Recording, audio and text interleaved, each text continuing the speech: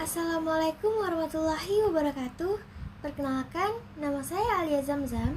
Di sini saya akan mewawancarai salah satu cendekiawan Islam untuk memenuhi salah satu tugas ulangan tengah semester mata kuliah IP IAIN Syekh Nurjati Cirebon.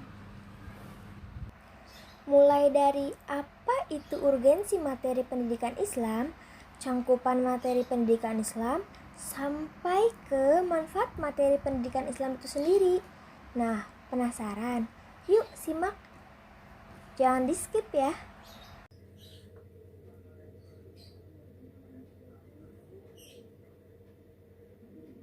Urgensi materi pendidikan Islam. Apabila kita lihat dari kata-kata urgen, sesuatu yang harus cepat-cepat dilaksanakan,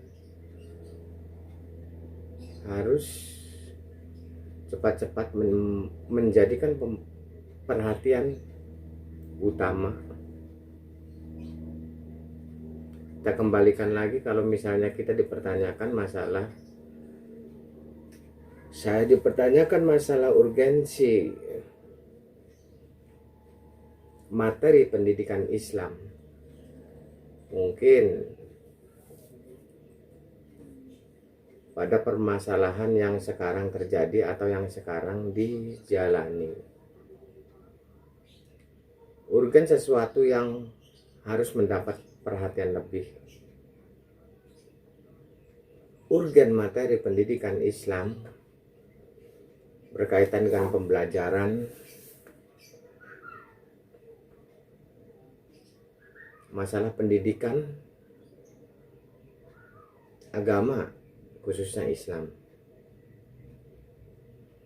Walaupun kita tidak berbicara agama Islam sepenuhnya, tapi di sini urgensi masalah pendidikan Islam, pembelajaran Islam, yang mana urgen di sini kita sebagai makhluk Allah, pertama. Kedua, kita sebagai ciptaan Allah. Ketiga, dan kita sebagai keharusan. Keharusannya yang bagaimana? Keharusan bahwa mengerti kita mempunyai Tuhan dan kita mentuhankan sesuatu dalam bahasa umum.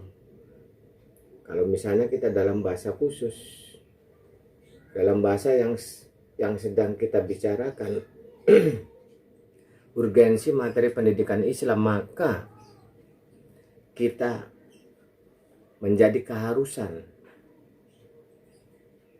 Siapa Tuhan kita? Allah, jelas. Siapa pencipta kita? Allah, jelas. Keharusan apa terhadap Tuhan kita? Keharusan mengetahui bahwa Allah itulah Tuhan kita. Urgensi materi masalah pendidikan Islam. Islam, pendidikannya itu sendiri berarti berlandaskan, berdasarkan satu syariat, dua akidah, tiga muamalah, dan itu nanti menjadikan cabang-cabang yang lebih, cabang-cabang yang harus dimengerti. Syariat berdasarkan apa? Syariat berdasarkan Al-Quran dan hadis atau sunnah berdasarkan agama Islam, akidah, kepribadian. Sedangkan muamalahnya amaliyah dan tanggung jawab. Kalau misalnya melihat kata-kata urgens materi pendidikan Islam, berarti kita harus menjadikan perhatian khusus dalam masalah pembelajaran Islam terkait dengan syariat, akidah, dan muamalahnya.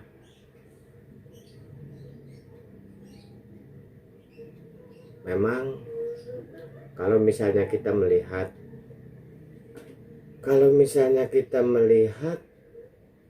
masa sekarang, masa yang sedang kita jalani terkait dengan arus globalisasi, arus teknologi yang dari luar masuk ke lokal, khususnya ke wilayah kita, itu cepat sekali bisa diserap. Contohnya internet, jarak komunikasi menjadi lebih singkat, lebih dekat, lebih luas jangkauannya, hingga kita bisa melihat kebudayaan asing, sehingga kita melihat kemajuan asing, baik juga yang buruk. Sehingga di situ kita memerlukan filter untuk bagaimana dengan kita menerima kemajuan teknologi itu, tapi tidak melupakan jati diri, melupakan kepribadian, melupakan adat dan istiadat. Sebenarnya kita sama-sama tahu dan kita bisa melihat sendiri. Janganlah jauh-jauh, di sekeliling kita saja. Anak-anak seumuran kelas 1 SD, kelas 2 SD sudah mahir memegang HP, memainkan gadget, memainkan game, membuka aplikasi, membuka YouTube, yang tanpa kita sadari jangkauannya luas, hingga aplikasinya luas, hingga apapun yang kita inginkan, seperti tontonan, seperti permainan, itu bisa terbuka dengan sendirinya. Kita bisa memainkannya. Itulah yang sebenarnya menjadi kekhawatiran para orang tua, para pendidik, para ahli agama, khususnya misalnya ulama, terlebih lagi para cendekiawan yang pada dasarnya berkompeten dalam dunia itu. Memang bisa kita katakan urgen sekali masalah materi pendidikan Islam, kalau misalnya kita tidak memikirkannya lebih dalam. Perspektif ke depan, jarak pandang 1 tahun, 2 tahun, 3 tahun ke depan, kita harus bisa memprediksikan bagaimana kemajuan global itu, kemajuan teknologi itu, hingga tidak menggerus, dalam tanda kutip menggerus. Menggerus apa? Menggerus kepribadian. Kalau misalnya kita bicara bahasa agama, berarti akidah. Jangan sampai kegerus akidah itu. Maka dari itu, bisa kita katakan urgen bukan berarti urgen kita harus langsung menangani, harus langsung, iya langsung. Hanya saja urgen di sini supaya kita bagi anak-anak muda, kita bagi kaum muda, kaum penerus, itu memperhatikan lebih untuk perspektif ke depannya. Bagaimana caranya dapat menyeimbangkan arus teknologi, arus kebudayaan global, bagaimana kepribadian, akidah tidak tergerus, dan adat istiadat kita, apalagi kita terkenal dengan sifat ketimurannya, itu tidak terkikis. Urgensi materi, akhirnya kita masuk pada cakupan. Cakupan materi apa? Materi apa? Cakupannya sampai kemana cakupannya itu? Dan bagaimana cakupan itu? Kalau misalnya kita bicara cakupan materi, mungkin kita melihat dari yang ada, yang sudah dilaksanakan, atau yang sedang terjadi, yang sedang dilaksanakan. Di situ kita harus bisa-bisanya, janganlah kita terlalu pusing dari apa yang ada, apa yang sedang dilaksanakan. Dilihat kekurangannya, bukan berarti itu kekurangan, tapi kita tambah, kita lebih inovasikan. Makanya di sini adanya, kalau misalnya istilah itu berarti adanya pembaharuan. Pembaharuan bukan berarti menggantikan sesuatu. Pembaharuan bukan berarti kita menjelekkan sesuatu yang sedang dijalani, tapi pembaharuan materi mengenai inovasi ke depan, caranya gimana, yang dulu ditulis, yang dulu didengarkan, sekarang kita bisa divideokan, sekarang kita bisa diaudiokan.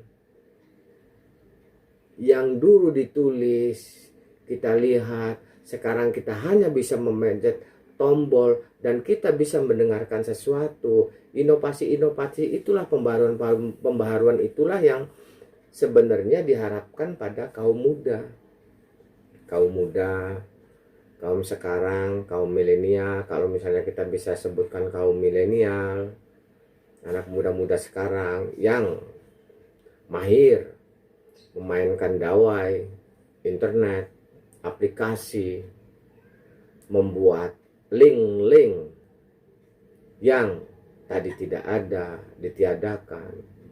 Nah itu kan bisa kita ciptakan menjadi pembaharuan. Pembaharuan apa? Karena pembaharuan itu akhirnya kita memerlukan sistem. Sistem apa? Karena ini urgen masalah pendidikan, sistem pendidikannya. Pembaharuan dalam sistem pendidikannya, dan kedua dalam prinsip-prinsip pendidikannya. di mana sistem pendidikannya mudah dimengerti, cepat dicari, mungkin itu yang menjadi pembaharuannya. Prinsip-prinsip pendidikannya yang mudah dimengerti, cepat dicari, tapi asupan-asupan materi itu mudah dimengerti dan mudah dipahami. Bagaimanapun caranya, itu harus menjadi perhatian khusus, perspektif ke depan, atau kita sama-sama berjalan mengimbangi arus globalisasi yang jangan sampai menggerus anak-anak yang masih dalam usia dini, yang harusnya dalam pikirannya, dalam kanak-kanaknya, dalam permainannya diisi dengan hal-hal yang bagus, hal-hal permainan anak yang dulu kita kenal, ada permainan anak-anak, atau dulu kita lebih cenderung belajar mengaji, kita lebih banyak dituntun ke para ustadz, ke para kiai untuk belajar tilawah, belajar ikro. Yang itu, yang sebegitunya itu jangan sampai hilang dari ingatan kita untuk anak-anak kita, hilang daripada ingatan anak-anak kita sendiri yang sedang dulu itu kita kenang dan kita ingat. Bagaimana senangnya kita belajar mengaji, bagaimana senangnya kita bercanda di surau, di musola, di masjid, berlari, dengan tetap kita mempelajari ikro, belajar mengaji, kita dituntun, dinasihati. Akhirnya larinya ke situ, urgen materi, cakupan pendidikannya. Di sini akhirnya menjembatani kita mendapatkan hasil. Apa hasil? Manfaat. Apa manfaat? Manfaat apa dari itu semua? Setiap pekerjaan pasti ada hasilnya, harus ada hasilnya. Dari pembelajarannya, dari cara-caranya, cakup-cakupannya, akhirnya kita berimbang, kita berprediksi manfaatnya apa. Manfaatnya, garis besarnya, kita memperbaiki sumber daya manusianya. Sedangkan sumber daya manusia itu sendiri bisa kita golongkan sumber daya. Ada yang dari ilahiyah dan ada sumber daya dari alamiah. Kita menggali di situ sumber daya ilahiyahnya supaya terbuka, sumber daya alamiahnya beriringan mengikuti dengan pertumbuh kembangnya, sehingga sumber daya manusia itu sendiri menjadikan sumber daya yang ilahiyah dan alamiah, tentu dengan asupan-asupan materi pendidikan Islam yang masuk, sehingga menjadikan kepribadian yang baik. Kalau misalnya kepribadian baik, maka muamalahnya juga nanti akan diamalkan sejalan pada kehidupan. syariat sebagai pegangan dalam berkehidupan.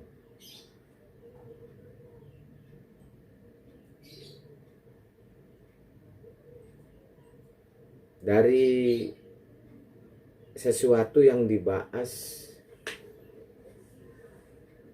untuk yang dipertanyakan memang bagus adanya,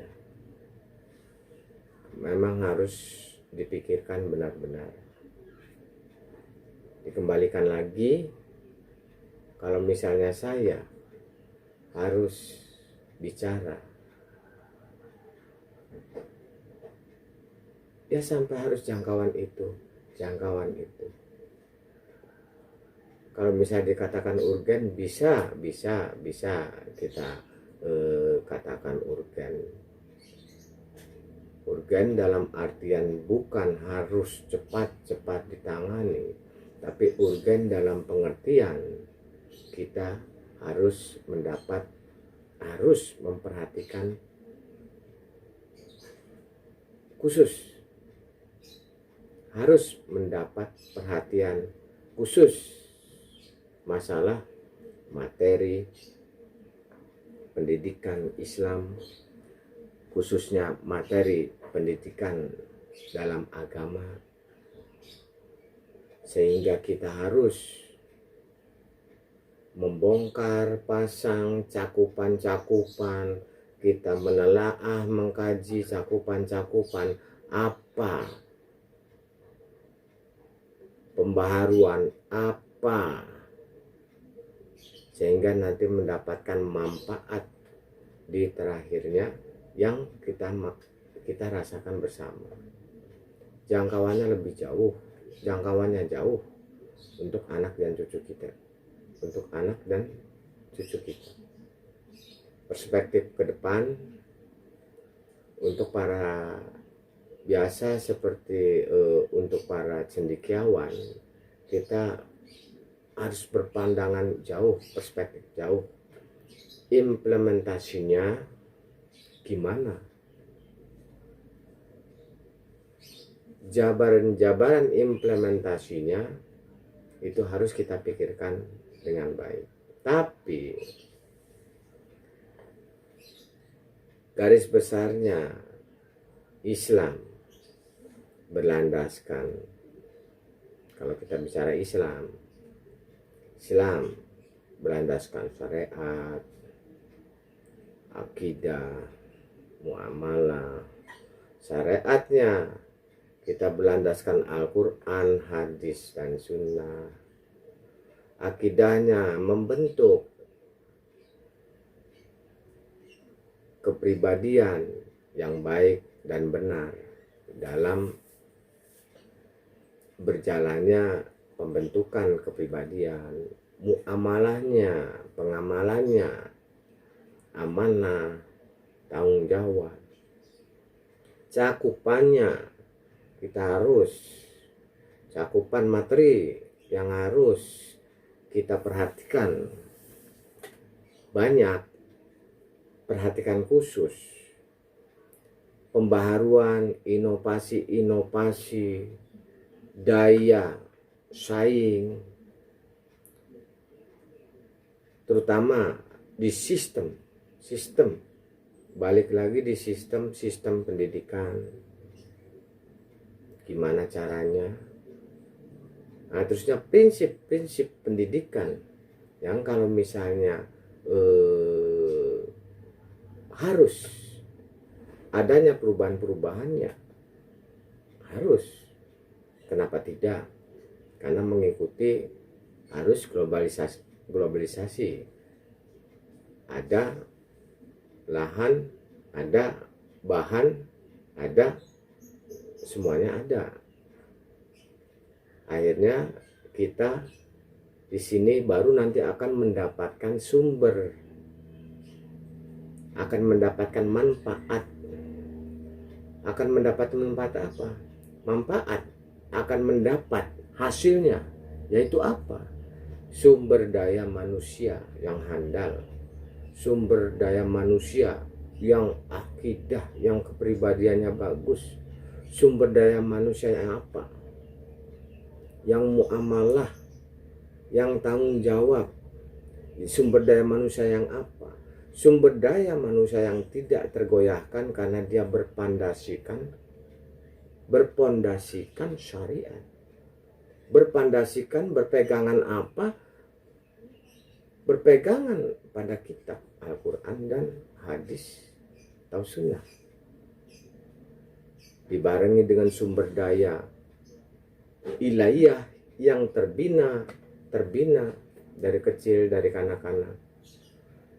Terusnya kita diberikan pengertian sumber daya yang alamiah yang harus kita jaga,